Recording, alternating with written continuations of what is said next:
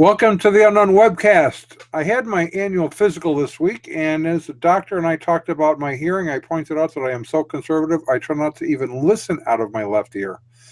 So this is a word of caution for those tuning in. This is not a safe place for those who may be easily offended by having their ideas challenged.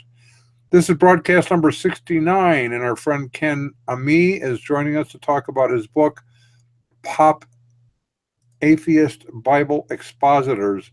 My name is Don Vino, and I'm president of Midwest Christian Outreach, Inc. in Wonder Lake, Illinois, which produces the Unknown Webcast, and our senior researcher is Ron Hensel, who will introduce the sponsors of tonight's webcast. And here's Ronnie Boy. Greetings from wonderful sunny Florida, where we recently spent a weekend at the Alico Arena and Luxury Spa with 1,300 of our closest friends in honor of the visit of Hurricane Irma. Right now, we have a couple of sponsors we'd love to introduce you to, beginning with World's End Theology Outlet, your one-stop resource for half-baked heresies, dubious doctrines, and other ideas whose time has gone. World's End Theology Outlet and the Heresy Conservation Board, ensuring sustainable errors for the 21st century. Is that the century we're in now? The 21st century and beyond.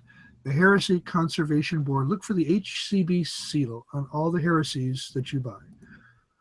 Okay, that brings us back to you and me. That brings us back to you and me, and Ken will be joining us momentarily. He was here, and then either the rapture happened or he had a computer glitch.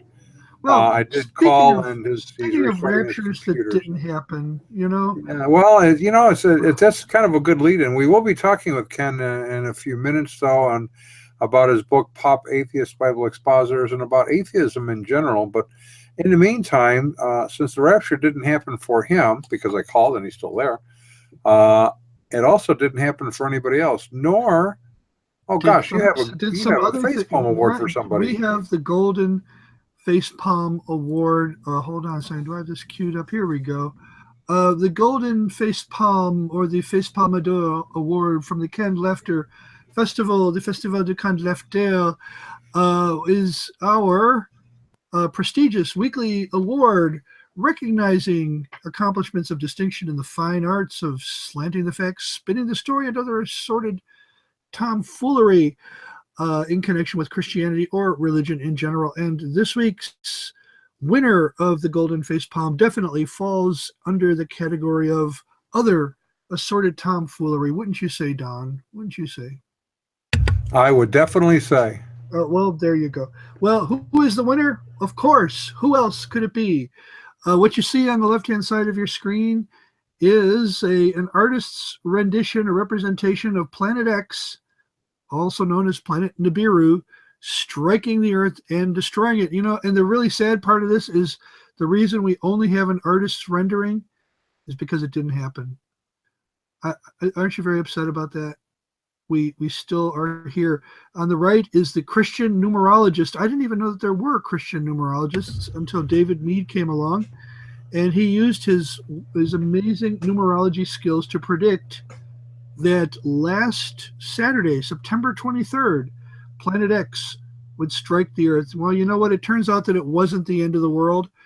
And it also turns out that, according to David Mead, we have to wait now till October 15th, which makes it terribly bad, because you know what that meant, Don? That meant that we had to watch what was happening in the NFL. Oh, no! Next day. Yes. How terrible. That was, if only the world had ended, if only Planet X had struck the Earth. So, this week's winner of the coveted Golden Facepalm Award from the Ken Lefter Festival goes to Christian numerologist David Mead for predicting that a fake planet would collide with the Earth and destroy us all on Saturday, September 23rd, just in time to save us from the spectacle of NFL players going down on their knees before or during the national anthem and force us to keep watching them until October 15th. How dare you, David Mead, fail to make this prediction come true? But he is this week's winner of the Golden Facepalm Award.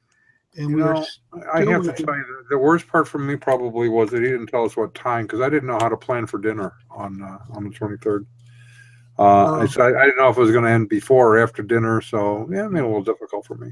When you think about it, September 23rd actually began for us. I mean, it begins in like Australia or New Zealand someplace. New Zealand, I think, yeah. Yeah, actually, I think there's a station on the South Pole somewhere where it actually begins. In Antarctica, I mean, it can actually last about 48 hours by the time not 48, 24. What am I saying?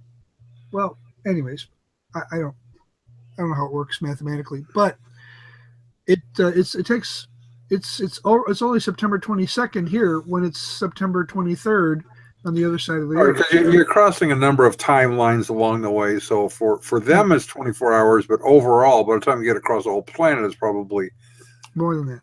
More than that. He had plenty of time to get this planet over here and wipe us out, and he failed to do it. Well, if he's good, he would do like a Jonathan Kahn sort of thing, give himself a 2-year window where something could happen that he could point to and go, see, I was right. Something was going to happen. I just was wrong about what it was. Well, didn't he say that, though? Didn't he come up with the classic thing? Something happened in the heavens that was amazing, but nobody could see it? Something like you know what? I don't know. I get confused because all of them that, the Jehovah's Witnesses do that and the Seventh-day Adventists do that. And so it's always something actually did happen. You just didn't see it because it was invisible. Yes, very, very much so. So Ken Ami is coming in at any minute now. Any time, yeah. He had a technical glitch. I think you and he might be sharing a computer because his just crashed and burned. Yeah, he was with us, everybody out there in video blog land. He was with us, and then suddenly he wasn't, and we are waiting for him to come back. So we're talking about atheism, but we're not waiting for Godot. We're just waiting for Ken Ami. Waiting for Ken, yes. But not Barbie, just Ken. So. I've tried waiting for Barbie. She never shows up. So what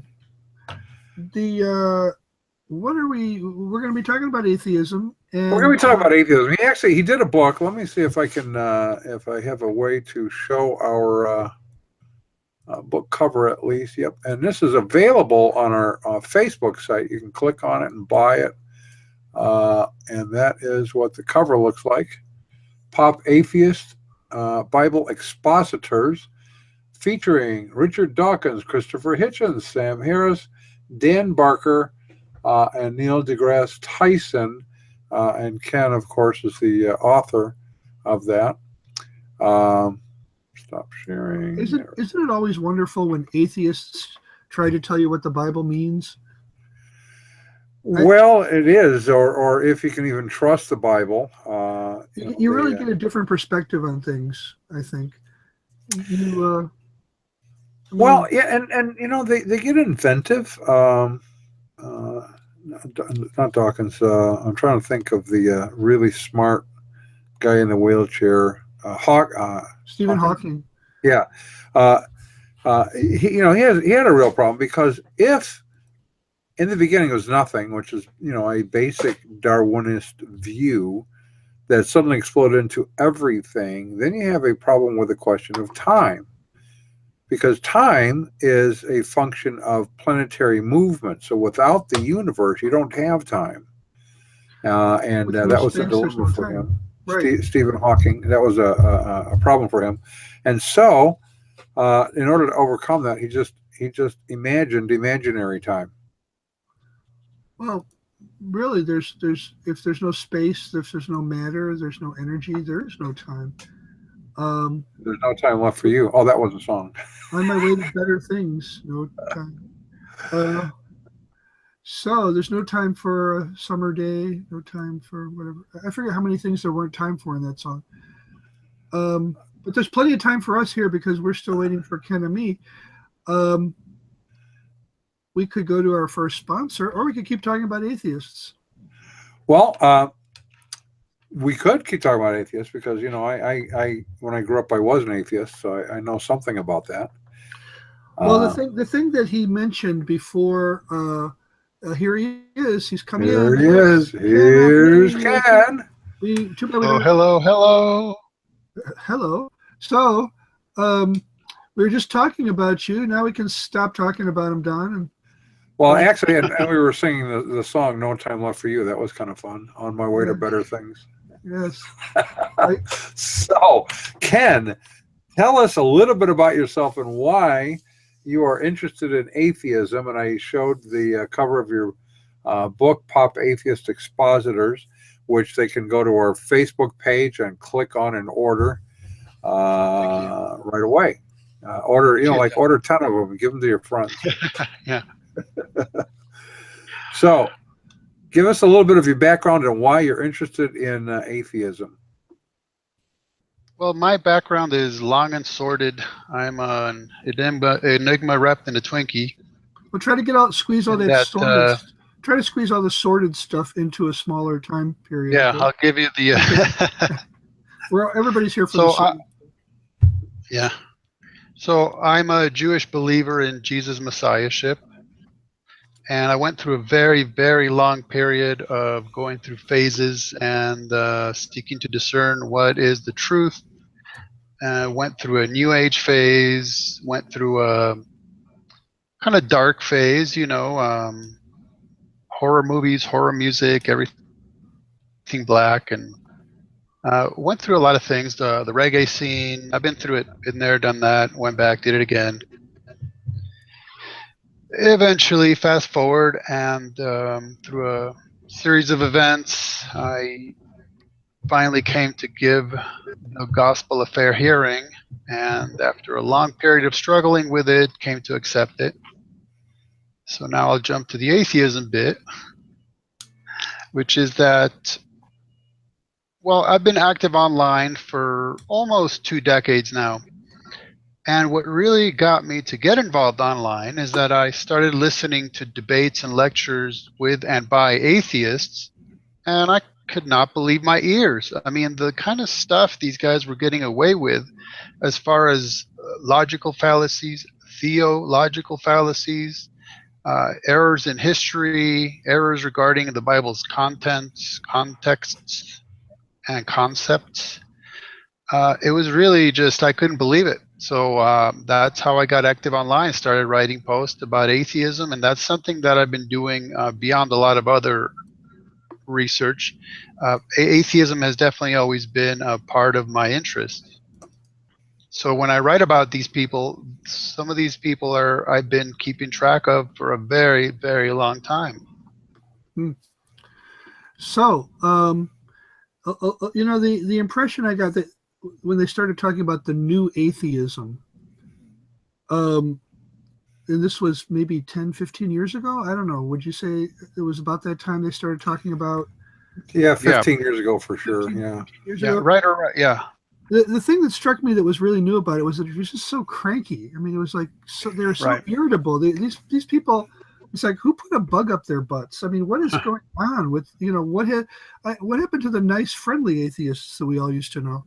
Right. Well, yeah, if you want my opinion on that, I think it's because that's easy, right? You don't have to be philosophically or logically trained. You don't have to know theology. You don't even have to be a rational thinker that can combine more than one thought together. All you have to do is get somebody to feel an emotion. And, well, the emotion is real, right? I mean, you can feel it. It's virtually tangible. And so that's how easy it is to get especially young, rebellious people behind you, is you get them to feel all excitable and rebellious and down with the man and such, and there you have it. And so you have, I don't know, did it come first or was it later that all of the outrage in society came pouring out? Were they channeling something that was already there, or did they maybe become part of the kindling that got everybody upset about everything in 15 years? I'll use Sam Harris as an example because he's a good one. He basically says when the 9/11 2001 terror attacks took place, that is what turned him into an activist atheist, and that's really what launched the quote-unquote movement. That's what really got these guys being out there, being bombastic and emotive, and really got them to become activists. So because there's bad religion, therefore all religion is bad. That's almost word for word part of the title of Christopher Hitchens' book. Yeah. It kind of is. Yeah. Now, Dawkins preceded all of that, but Yes. it's sort of like he was out there, and then when Sam Harris threw his hat into the game, then you had this sort of a club that formed, which some Right. have dubbed the Four Horsemen. The four My Little Ponies. The Four My Little Ponies. And that was Richard Dawkins, Sam Harris, Christopher correct. Hitchens, and Daniel Dennett, who has essentially just gone back to work. He had his heyday, and then he just went back to work. The four his real job. The Four Horsemen of the Apoplectics. Well, one of the first things, and we were talking offline as we were kind of getting ready for this, one of the first things that they did, because they don't really want to have to defend a position, and atheism was a position that said there is no God. That's what the word atheist, no God, that's what it means. And so what they did fundamentally is change the definition. Now, we've had that happen a lot since then, and even before then, to agnosticism. They still call it atheism, but they just say we're atheists, and that only means we have no belief in God. We have no evidence that God exists. But that is the definition of agnosticism, not the definition of atheism. So they shift the argument by misdefining their terminology or redefining their terminology for public consumption. Well, it turns out that on further examination, they don't actually believe in the dictionary either. So why use that? There's no such thing as a dictionary, I think. Yeah. Right there. Yeah, no one's proven it to them. So. Well, and we've had this in other areas. Now I want to come back in a second, but when the battle between pro-abortion versus anti-abortion started getting in full swing, the pro-abortion advocates realized this is not we can't really market this well, because who could be for killing something? And so let's change our phraseology to be pro-choice. Now we are for something. We are for choice. The choice happens to be dismembering our children, but it is a choice. So they don't really want to deal with that so much. Or lately, the thing is gender. Gender is no longer defined by biology. It is not defined on how you feel today. So you might wake up looking like me and realize that you're actually a lesbian trapped in a man's body. Or you might think that you're a gray chipmunk and just that's your new self-identity. So we redefine terminology, and that makes discussion of these topics really difficult. What do you... Really, and if you were in Canada right now, they would start investigating you for hate speech just for saying what you just said. Well, that's true. That's true. It's like we're very fortunate that we don't live in a country that does that. So. Oh, we don't. Yeah. So terminology, Ken, that's the starting point, I think, in this discussion, is it not? Yes. In fact, let me take one small step back and point out that I once listened to the audio from a class from Norman Geisler's seminary that was about Old Testament survey. Okay. Now, the teacher spent the first 6 hours doing nothing but an overview of philosophy. So they didn't even get to the Old Testament until 6 hours into the class. And why was that? So that by the time the students got to reading what the theologians, especially the German ones back in the late 1800s, what they had to say, they would understand philosophically why are they saying what they're saying about the text of the Old Testament. And so I thought that was very, very important, which is why we need to sort of set the table before even talking about some book that I wrote. I mean, let's get into atheism to understand what we're talking about. So by the time we get to what do these guys have to say about the Bible, we understand where they're coming from. You mean they're not just saying this because they woke up one day and were the first people on Earth to discover objectivity, and they're the first people to discover that you can read the Bible without all of this religious mumbo jumbo clouding up your thoughts?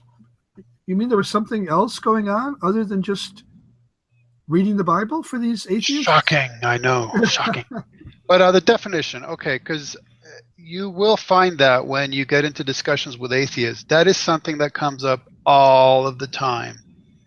And it is, what is the definition of atheism? Now, I would say that it is not often appropriate to read a dictionary's grammatical definition of a word, because, for example, if you're having a theological discussion, if you're having a philosophical discussion, if you're having a scientific discussion, there's different ways that words are defined within those fields, so that, for example, you end up with medical dictionaries, right? They have their very own dictionaries, technology.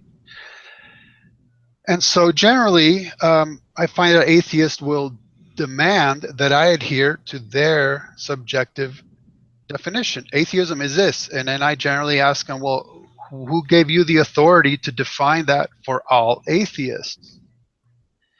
And now one time I did put up a post on my website with many, many, many dictionary definitions of the word atheism. And inevitably, one of the options they included was that it was a positive affirmation of God's non-existence. Let me pause there for just a sec.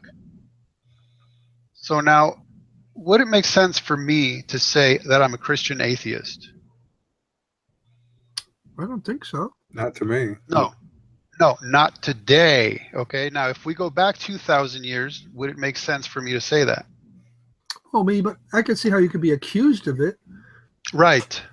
So that's one of the points I want to make is 2,000 years ago, Christians were called atheists because they didn't believe in the pagan gods. Okay. That was then. Right. Today, that wouldn't make sense anymore for me to claim to be an atheist. It's a whole different ballgame now. Right, so, right. Because they were monotheists, they were accused of being atheists because they denied the plethora of available deities, choosing to worship the one deity. Right. So the point is that, okay, there is a certain amount of allowance for the changing of definition of words and usage.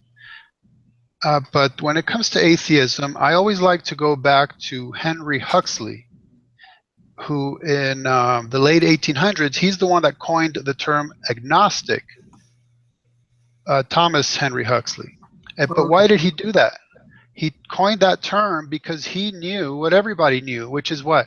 Well, the theists are claiming that they know for a fact that God exists, and the atheists are claiming to know for a fact that God does not exist. And he felt like, I can't go to either one of those extremes, so I'll have a middle position of agnosis, right? Lacking in knowledge. Okay. So basically, the modern day history of atheism, of course, it is a positive, what's known as a positive affirmation of God's non-existence, which means that the person is claiming that they know it. And that's where atheists got into trouble, because they were then asked, well, then you have to prove it. And incidentally, it's not good enough for the atheist to then say, well, no, you believe in God, so you have to prove it, and I get to sit back and not do anything. Well, no.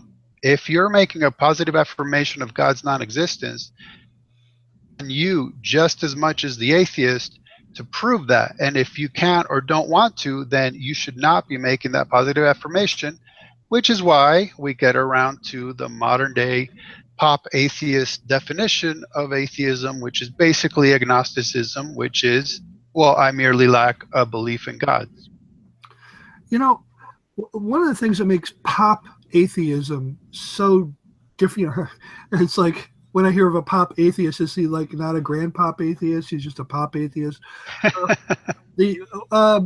One of the things that makes this whole period of time so unique is that I remember as a small child, or whatever, maybe 10 years old, this lady came on television, and immediately everybody in the house said, "Turn the channel, get her off the air." And can you guess who this lady was? Madeline Murray O'Hare. Madeline Murray O'Hare. In the 1960s, there was no such thing as a pop atheist. If you were an atheist, especially an outspoken one, you were by definition unpop, you know. And she was more of a grandma atheist than a grandpop atheist. But anyways, she was universally despised, loathed, and hated, except by the small group of people who either were atheists or thought it was fun to see atheists annoy Christians. She, of course, was she was basically single-handedly responsible for getting prayer out of public schools. A lot of people don't remember her. She was every bit as mean-spirited, annoying, bitter, angry, and vindictive as any of these guys out there today. In fact, she probably could do them.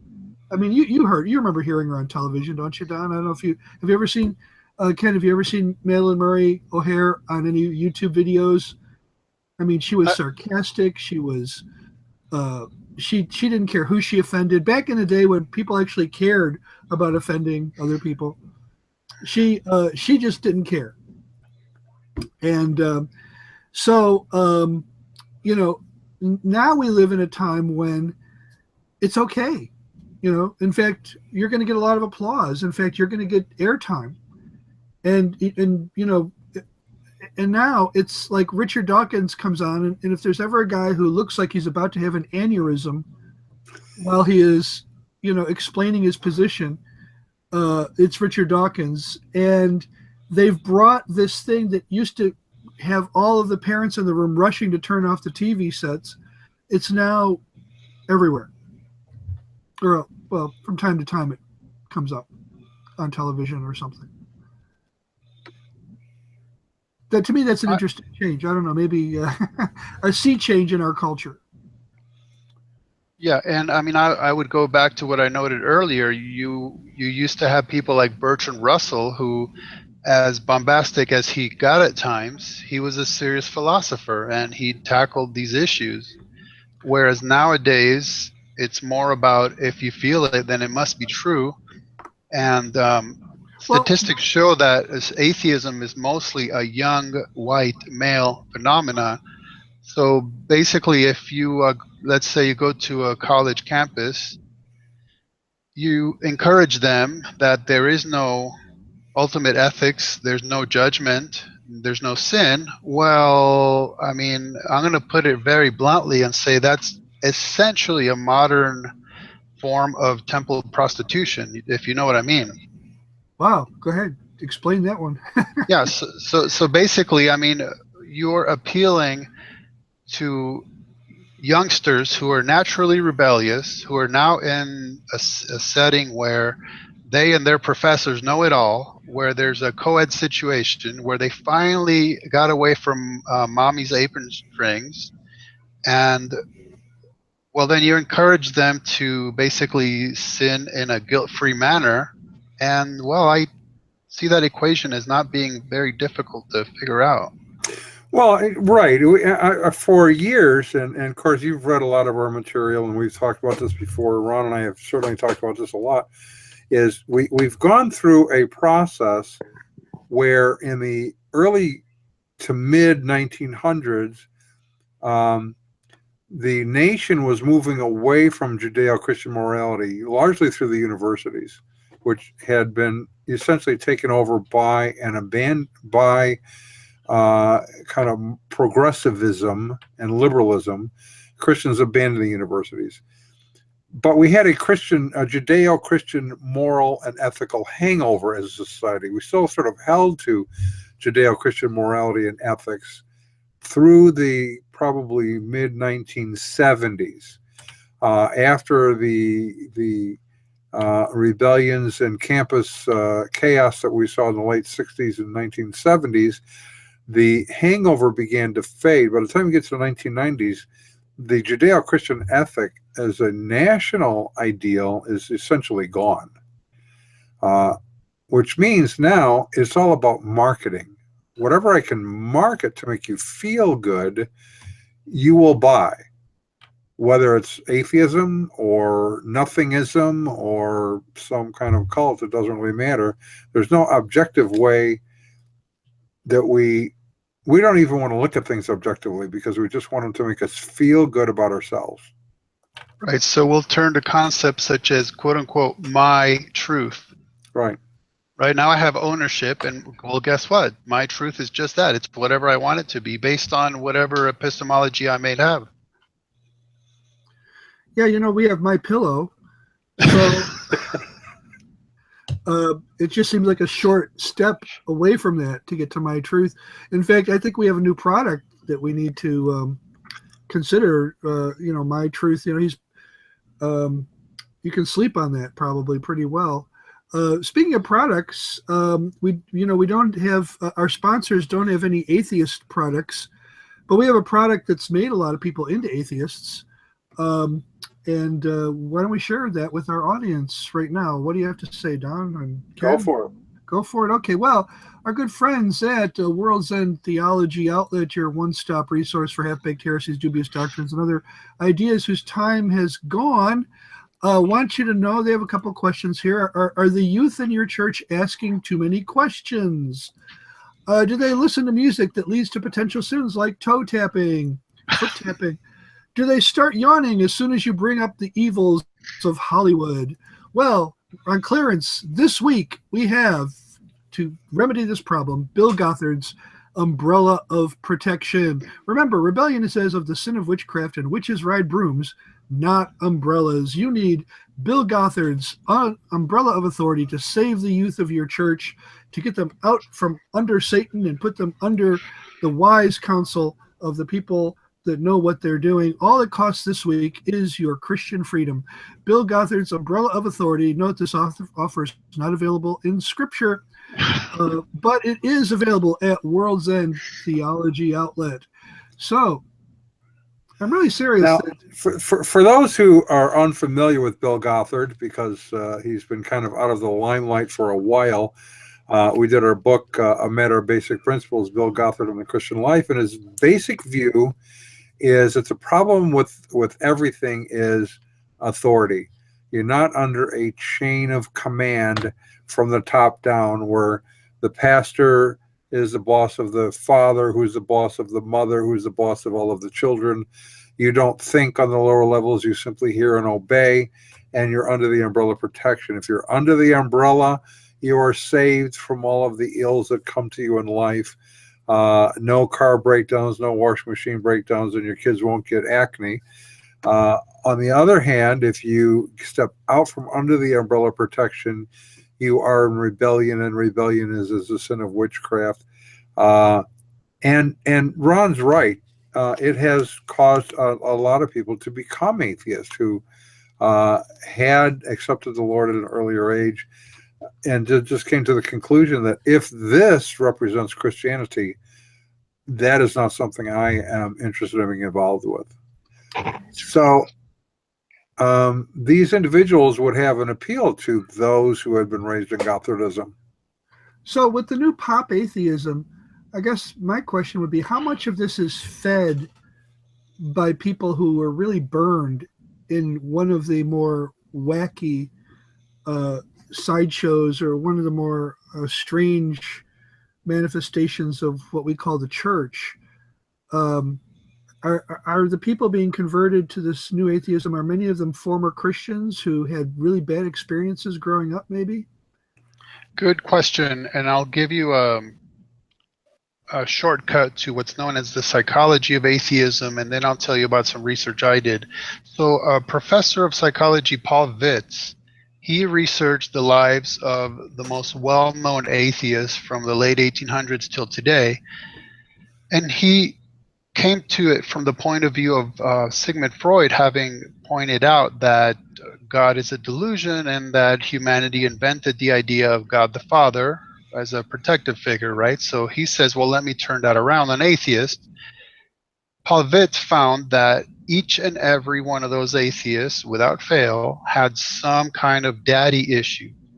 Okay, either their dads were absentee, or the dads died when the children were still young, or the dads were abusive, or you name it. There was inevitably there was some kind of daddy issue, and Paul Vitz points out that what happened in their lives is the atheist ended up taking it out on the ultimate father figure, which is God. Now, I personally conducted research. I read, I think it was 103 statements by atheists about why they became atheists. And there was definitely some patterns in there, no question about it. One, I can tell you, Catholicism definitely plays a big part in making people atheists. Okay.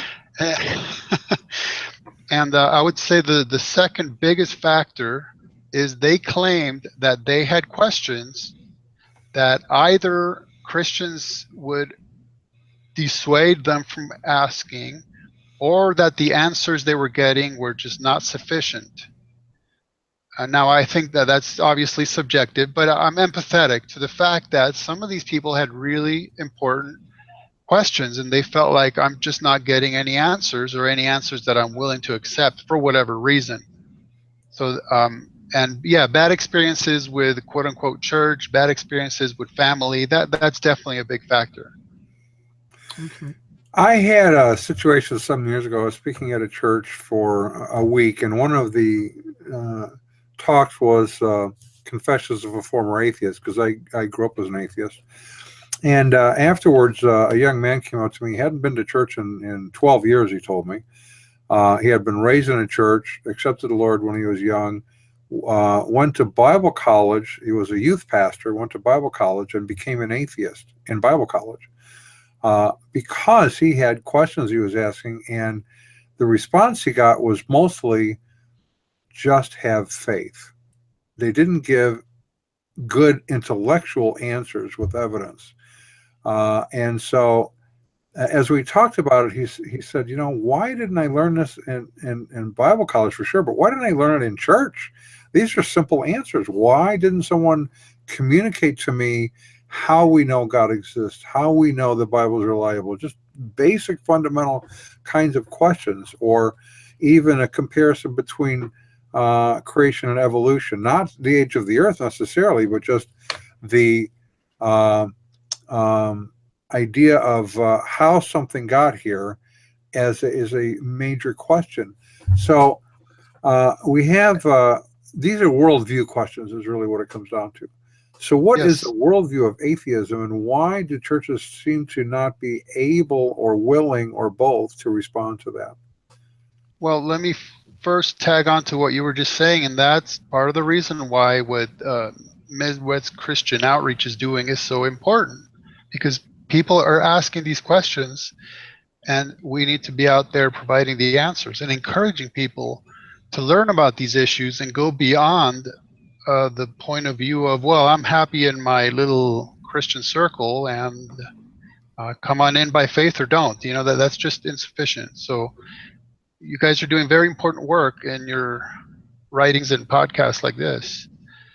As far as worldview, I find it interesting that atheists are constantly arguing back at me about how atheism is not a worldview.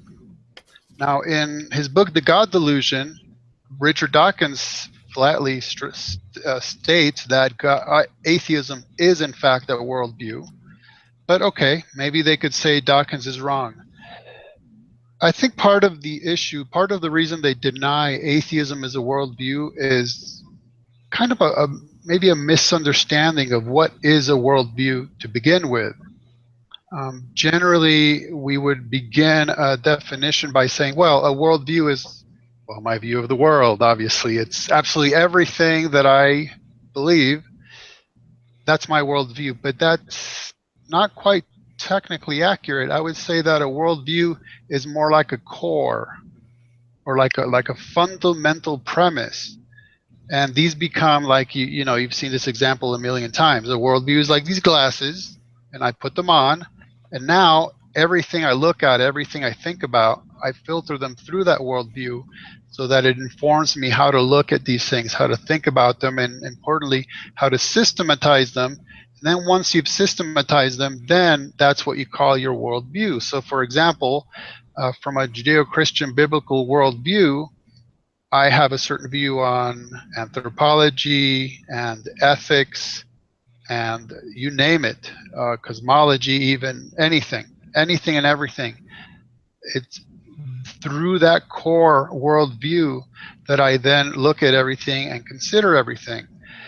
So what I've been asking atheists, who will tell me, well, atheism is not a worldview because atheists don't agree on so many subjects, is, well, okay, if atheism is not your worldview, then do me this favor.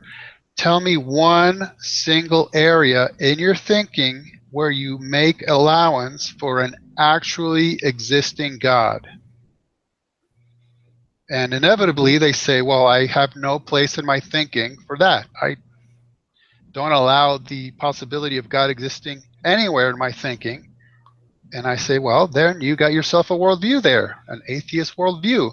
Because no matter what you think about, no matter the subject, no matter how you're looking at it, regardless, you are ensuring that there is no place for God absolutely anywhere. So there you go. That's your atheist worldview, the core. All right, so you automatically then discount any evidence that would conflict with your a priori, your worldview that you have, except that it would be kind of like having an investigator trying to solve a murder where he walked in and the victim was laying in the floor with a little round hole in the middle of their forehead, but he says, I don't believe there's any such thing as guns. So he must have hung himself. Or he was a unicorn and his horn broke off. Or his horn broke off, right. Well, there was I taught or co-taught a class on worldview a while ago, and what I found really helpful was James Sire's book, Naming the Elephant, in terms of explaining the concept of worldview. A little boy comes to his father and says, Dad, what's holding up the world? And his dad says, a camel. And then the boy goes away and thinks about it, and then he comes back and says, well, Dad, if a camel's holding up the world, what's holding up the camel? And the dad thinks and says, a kangaroo is holding up the camel. And the boy goes away and comes back and says, okay, Dad, if a camel is holding up the world and a kangaroo is holding up the camel, what's holding up the kangaroo? And he says, an elephant is holding up the kangaroo. And the boy, of course, comes back later and wants to know, well, what's holding up the elephant? And he goes, that's it. Nothing's holding. The elephant's the bottom thing. And so basically he's saying, when we talk about worldview, we're talking about what is the most fundamental thing that undergirds your view of the world. This father gave his son a worldview that says at the bottom, the most fundamental level, it's an elephant. Okay. Every worldview has an elephant somewhere in it. And we have God. We have the God of the Bible. A Muslim has Allah. Okay. What does a Buddhist have? A Buddhist has nirvana. I mean, I don't know. I forget. Atheists have matter, energy, the cosmos. I mean, we have Carl Sagan on this beautiful panoramic view of this shoreline. It looks like he was near some cliffs overlooking an ocean, and he says, the cosmos is everything that is, ever was, or ever will be. And that's his elephant. That's all that there is right. Let's think about that same for a second, because I want to go back to Ken, because he's giving you his worldview in a positive way.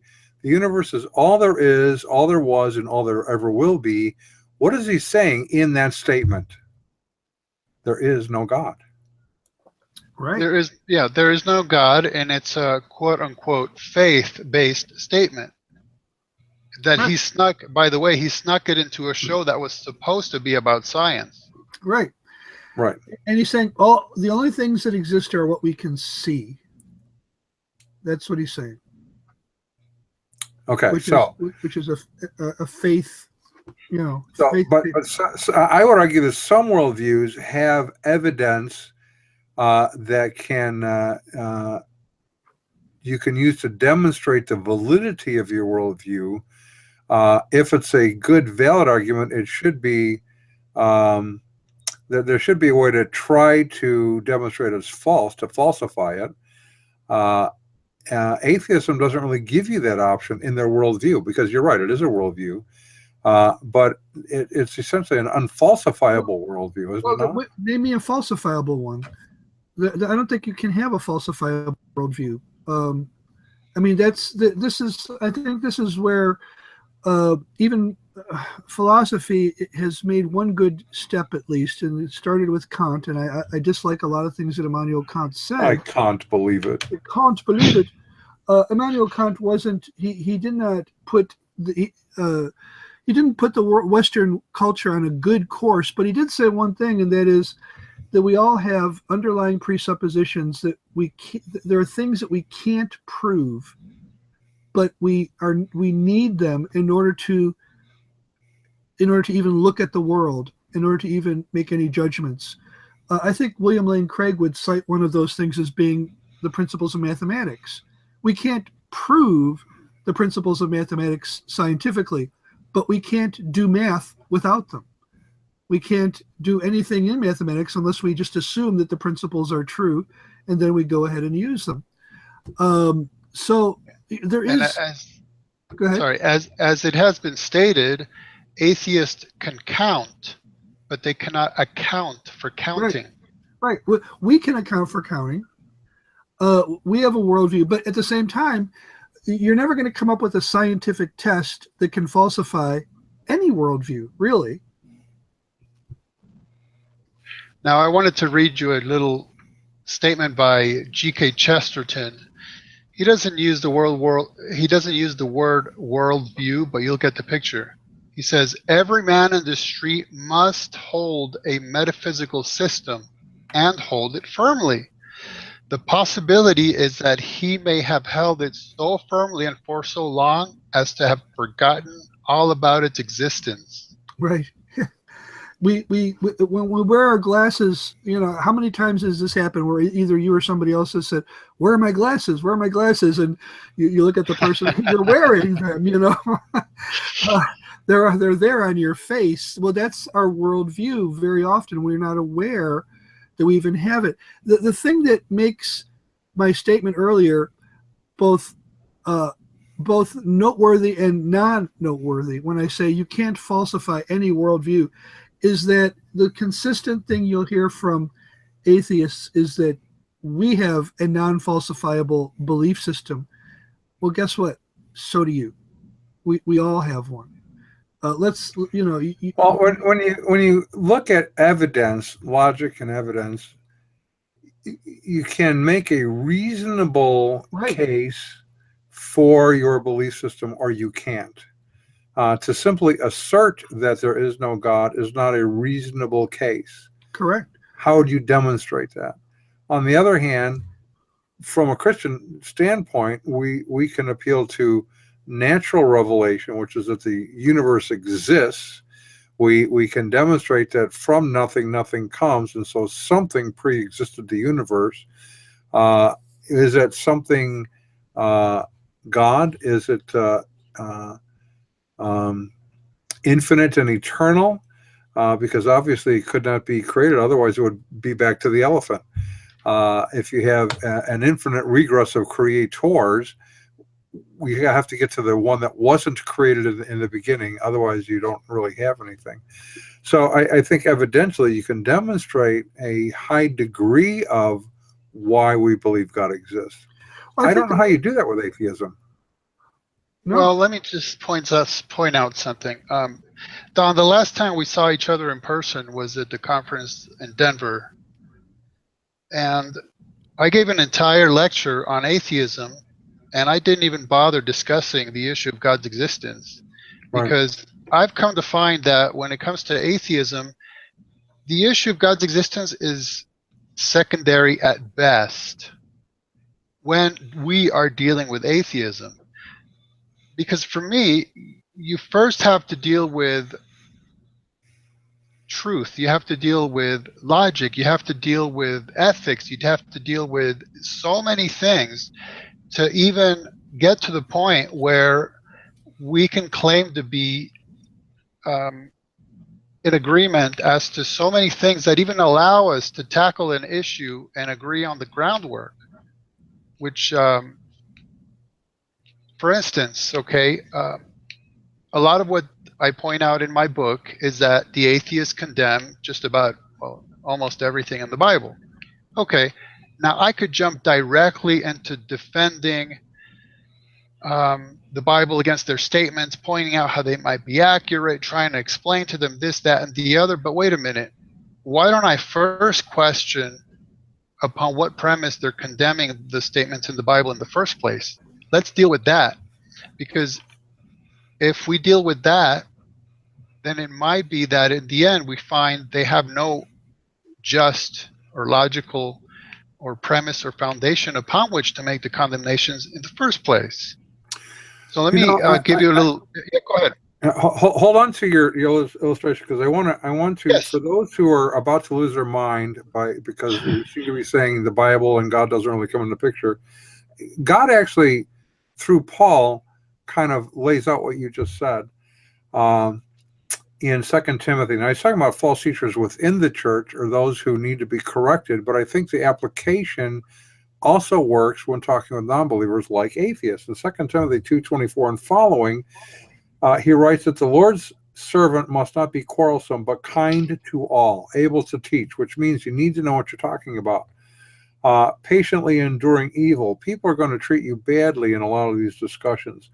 Correcting his opponents with gentleness. Notice most of this is attitude, how we treat others.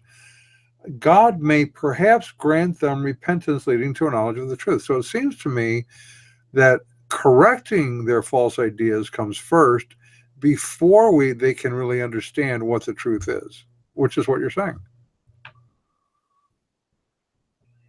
Right, and that's part of the epistemic issue, is when they just want to jump directly into criticism, is to say, well, from where are you coming? How does your worldview provide for you the prerequisites to even make those statements or get into this discussion? You know, last week we talked about biblical minimalists among archaeologists, people who say that most of what happened, especially in the early chapters of the Bible, is pure myth. The people who will say Abraham never existed, Isaac, Jacob, even Moses, maybe even King David never even existed. There's a school of archaeology called minimalism that proposes this. And one of the more recent exponents of this, popularizer of this, she's kind of like the opposite of these new atheists. She is a friendly, person who has a positive attitude, and she even says things like, "I love the Bible."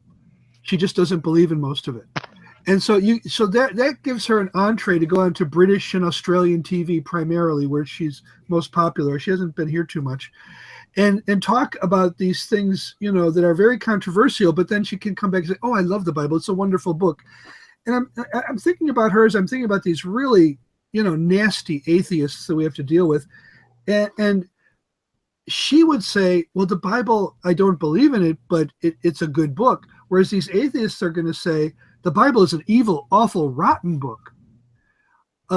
So sometimes I think, well, what would happen if you're debating these atheists and you just opened to 1 Corinthians 13 and you just started reading, "If I speak with the tongues of men and of angels but have not love," and you go on and on. I mean, this has got to be one of the most beautiful poetry in the whole Bible, 1 Corinthians 13.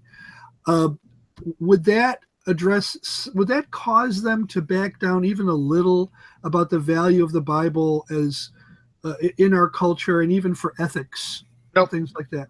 Okay, so these people are really, what would they say to 1 Corinthians 13? What can you possibly say about it?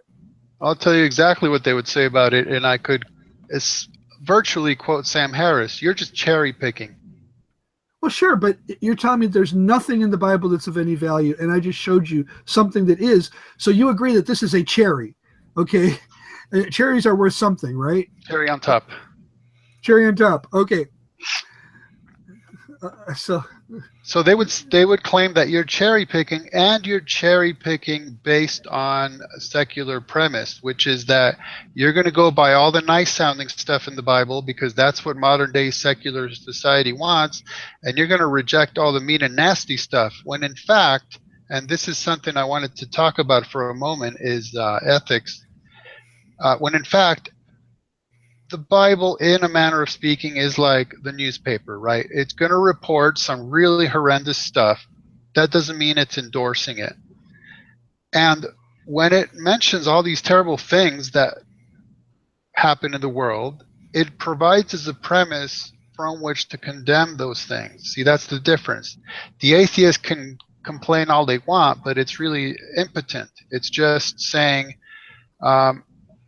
my subjective opinion du jour is that I don't agree with this, where I can say, based on my Judeo-Christian biblical worldview, I can condemn this absolutely. So let me jump really quick into just some technical stuff about the difference between morality and ethics, because this is where we're coming down to saying, well, morality is relative, so that's why you have your opinion, I have mine, they're both just as valid. Well, okay, hold on a moment.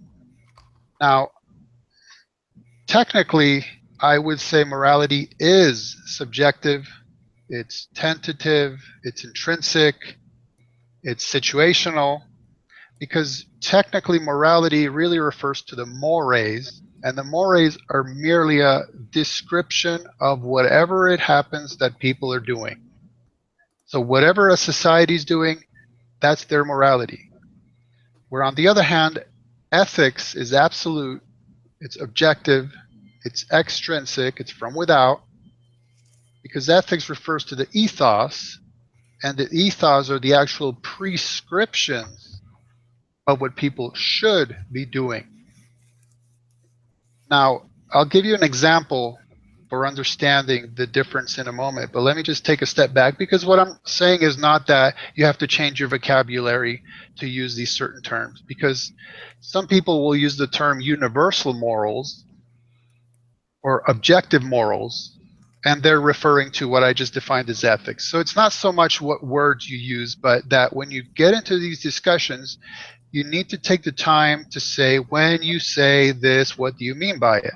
When you say morality, what do you mean by it? Because you need to make sure that you're understanding each other's terms before jumping into this discussion.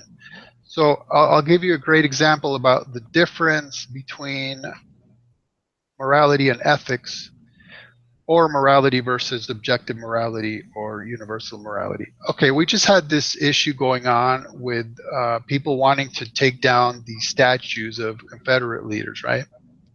Right. Okay, so I could say, well, that proves to you that there's no absolute ethics, there's no absolute morality, because obviously everyone's disagreeing. That's basically two sides of that issue, right? They're disagreeing. Right. Fair enough? Yep. Okay, now wait a minute. At one level, they're disagreeing, because one side is saying, no, that statue represents a hero, and the other side is saying, no, that statue represents a villain. But notice where they are agreeing is on the ethical level or on the absolute level. Both sides agree, first of all, that there is such a thing as heroism and villainy, and that heroism should be praised and villainy should be condemned. You see, on that level, both sides agree completely. It's just a matter of the application. That's where they're disagreeing.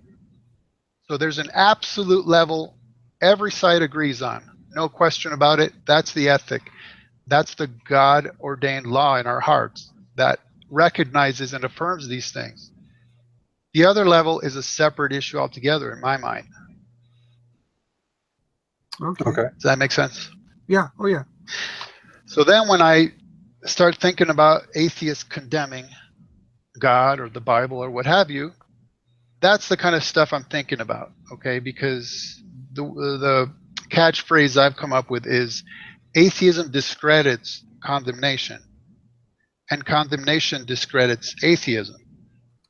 So atheism discredits condemnation because the view of atheism is that what I hear all the time, morality evolved.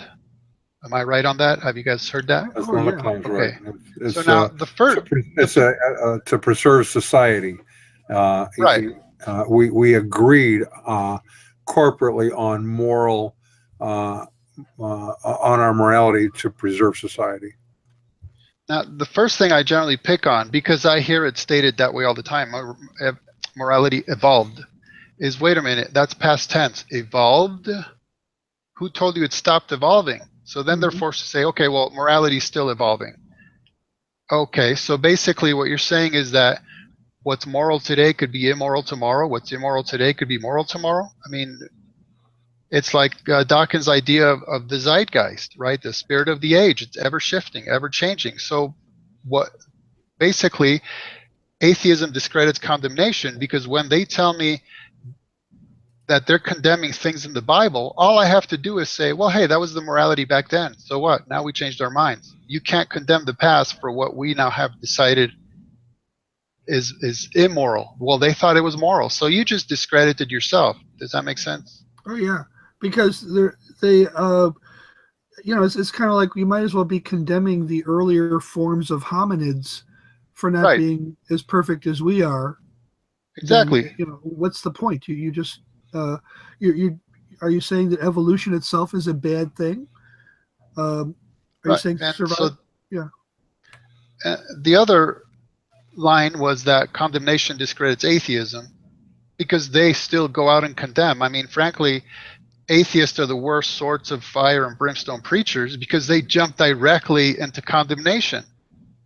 But why would, if they were logical thinkers, they would recognize that they're condemning past actions that were moral back then. They're not moral today, so I have no right to condemn them. That's if they were consistent thinkers.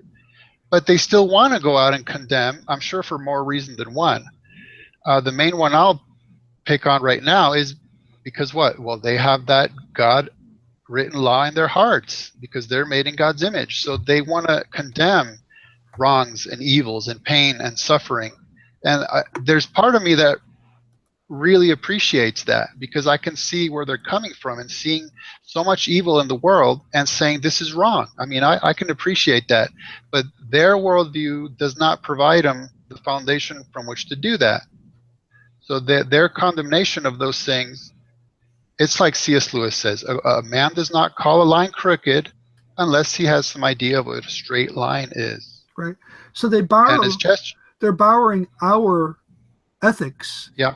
They're begging, borrowing, and stealing, the way I like to put it. Yeah, they borrow or steal our ethics and try to use them to condemn us.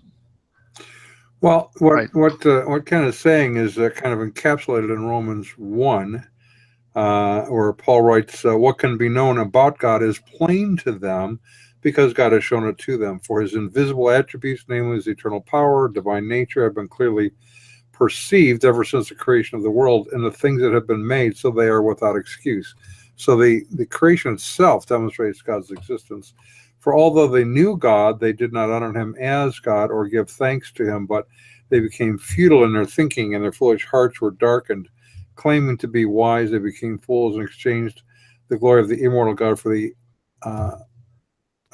images resembling mortal man and birds and animals and creeping things. Therefore, God gave them up to the lust of their hearts and so forth.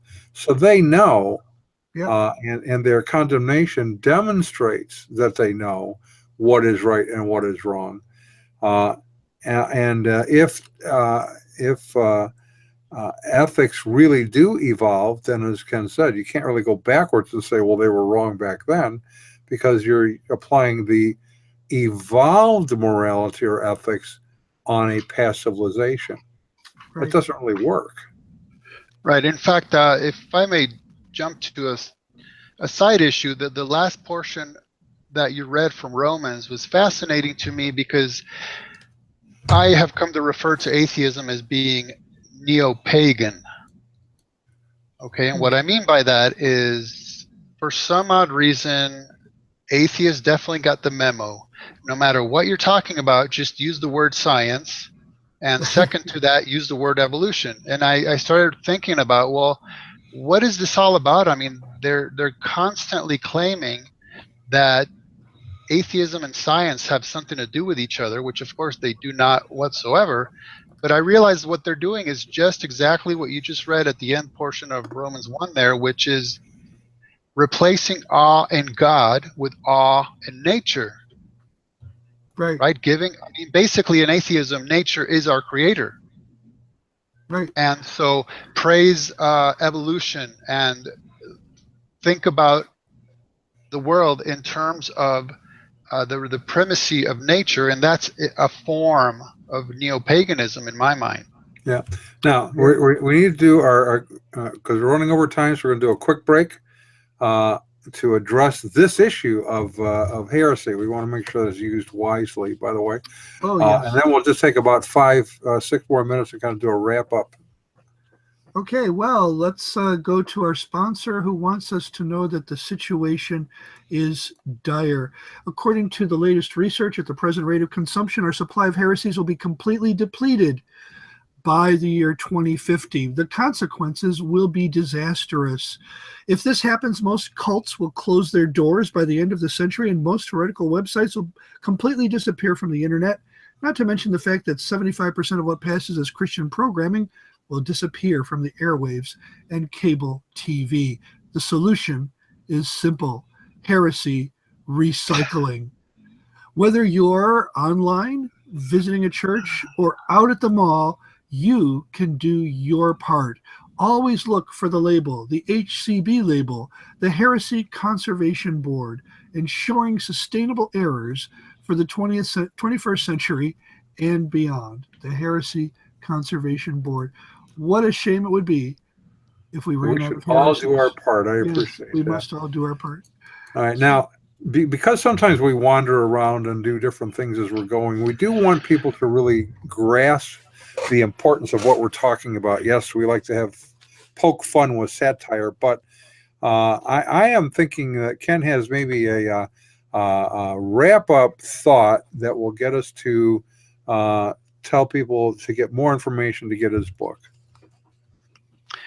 One thing that I've noticed is that inevitably every atheist is a theologian. Okay, obviously, because if they're going to reject God or a God, they have to have some idea of God that they reject. Right. Okay, and so I find their theologians is that generally their arguments to me are, I'll put it this way: if God is, then God would. And since God does not, then God is not. So in other words, if God really existed, God would do this, but God wouldn't do that. And of course, these things are just subjective. It's whatever the atheist thinks, right? So in other words, they're creating a God made in their own image, right? You've heard of straw man, where this is a straw God. So they're going to say, if God really existed, God would do these certain things, but God wouldn't do those certain things. And since that's not the way things are, then God doesn't exist. But what happens in that case, if they've only succeeded in discrediting, like I said, a God made in their own image, their own subjective view of God, because they're theologians. Right. Well, and many people, I run into those who aren't even atheists, but they throw up this idea that my God wouldn't, and then fill in the blank, whatever it is Exactly. that their God wouldn't. Right. And I agree. I tell them, I go, I believe that you're right. I don't believe your God would do that. But I would also suggest that you made your God up, and that's why he wouldn't or she wouldn't do that. Right. So if I create a God in my own image, obviously I would know what they would and would not do, because it always conforms to my sensibilities. It never challenges my thinking. Exactly. And of course, when they're picking the things God would or wouldn't do, they're not existing in a vacuum. They are making sure to mention those things that happen or don't happen. I mean, it's a prepackaged game they're playing, really. Right. I did want to mention that I wrote the main essay on atheism for Creation Ministries International. So if you go to creation.com/atheism, there's my essay, and it begins with a discussion about the definition of atheism, which is the way that we began this broadcast. So that would be a quick reference for people. Okay. And then a word about the book. I did want to mention that I'm highlighting statements that were made by Richard Dawkins, Christopher Hitchens, Sam Harris, Dan Barker, and Neil deGrasse Tyson. That's who I am focusing on in the book. And interestingly enough, I had to start in the intro by explaining why I include Neil deGrasse Tyson in a book about atheists. So you can figure that one out in the introduction. And also, I find it interesting that Richard Dawkins.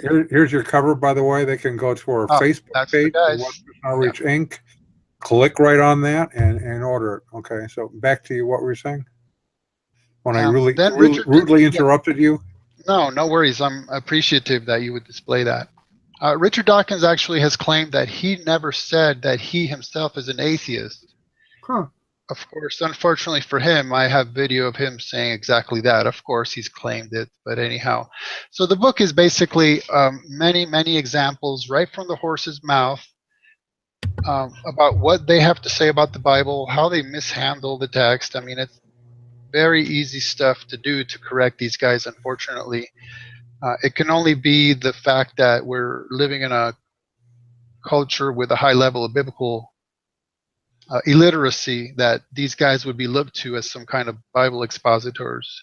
Well, okay, here's our word, and you've read our material, so you would know what this is. We have AIDS, AIDS, acquired ignorance of the doctrines of Scripture. Very good. That's a deadly disease. It is a deadly disease. Acquired ignorance of most of the texts of Scripture. Yeah, they sort of go hand in hand. All right, Ron, would you walk us out? Sure. And by the way, I think next week we're talking about the Reformation because it's its birthday. It sure is 500. And many more. It doesn't look a day over 498. But anyways, so we're going to lead us out here with our resident cult leader profiler being Neil before me. Our wardrobe manager is See How It Fits You. Our tinfoil hat provisioner is Just In Case. Jehovah's Witnesses coverage comes from Armageddon and The Opposer. Our Mormon Archives manager is Polly Gummas. Liberal Denominations Bureau Chief is Lucy Goosey. Our transgender issues coverage comes from Ben Hur. Special correspondent for cults based on the Hindenburg disaster and flying turkeys, Ode to Humanity. Our fact-checking supervisor is Yoleg Pulling. Our technical assistance comes from Murky Research. Our legal advisors are at the law firm of Dewey, Cheatham, and Howe. Our grievance resolutions director is Yvonne Pisami. Our director of privacy assurance is Wiretapping. And our original idea sourcing comes from Drew LeBlanc. The Unknown Webcast is a production of Midwest Christian Outreach Inc. in cooperation with Emergency Manicure Productions, which are solely responsible for its content, although you will never be able to prove that in a court of law. So, here we are. And here we go. As Don would say, we're glad to have you, and now that we have had you, you know you've been had. You know you've been had. All right, and for the rest of you, we will see you next week. Night all. It's been a pleasure.